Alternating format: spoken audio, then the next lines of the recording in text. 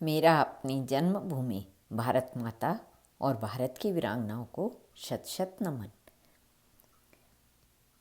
16वीं सदी का पूर्वार्ध हिंदुस्तान के इतिहास में अपना विशेष महत्व रखता है।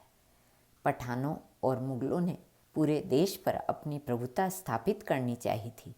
राजपूतों में भी महाराणा संग्राम सिंह ने वीरता और उत्साह भर दिया था कि यवनों को देश से बाहर निकालकर हिमालय से कन्याकुमारी की ओर अटक से कटक तक हिंदू राज्य स्थापित किया जाए।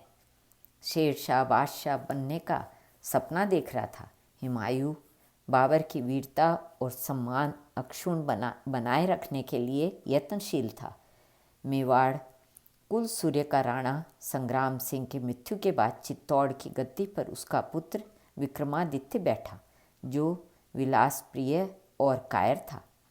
गुजरात और मालवा के पठान शासकों ने उसकी शक्तिहीनता और कुप्रबंध से लाभ उठाकर चित्तौड़गढ़ पर आक्रमण कर दिया। राजा हार कर भाग गया। मुसलमान नगर में घुसने लगे।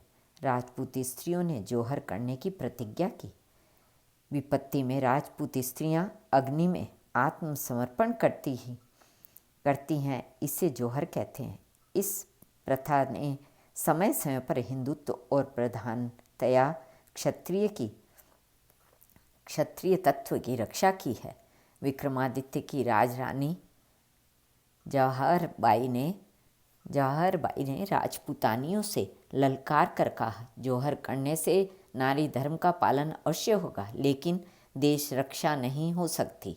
मरना तो है ही, इसलिए विधर्मियों को मारकर मरना और उत्तम होगा। हाथ में खड़ंग धारण कर शत्रुओं को अपनी तेजस्विता और वीरता का परिचय करा देना चाहिए। छत्राणियों ने वीरतापूर्वक वक्तृता सुनकर हुंकार किया।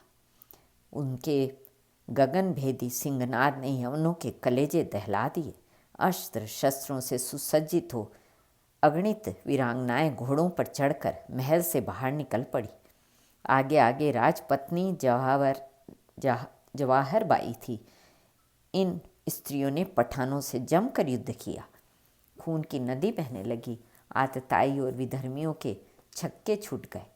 हर हर महादेव और एकलिंग भगवान की जय बोलकर अंत में असंख्य वीर बंधुओं ने स्वर्ग की यात्रा की। वीरांगना जवाहर बाई ने रणस्थल में जूझते हुए ही स्वर्ग की यात्रा की। पठान विजयी हुए, परंतु वह उसकी हार ही थी। स्त्रियों पर कायरतापूर्ण ढंग से तलवार उठाकर विजय पाना वीरों का काम कदापि नहीं हो सकता। सती साध्वी जवाहर बाई की वीर गाथा मेवाड़ और हिंदुस्तान के इतिहास में अमिट है। भारत माता की जय।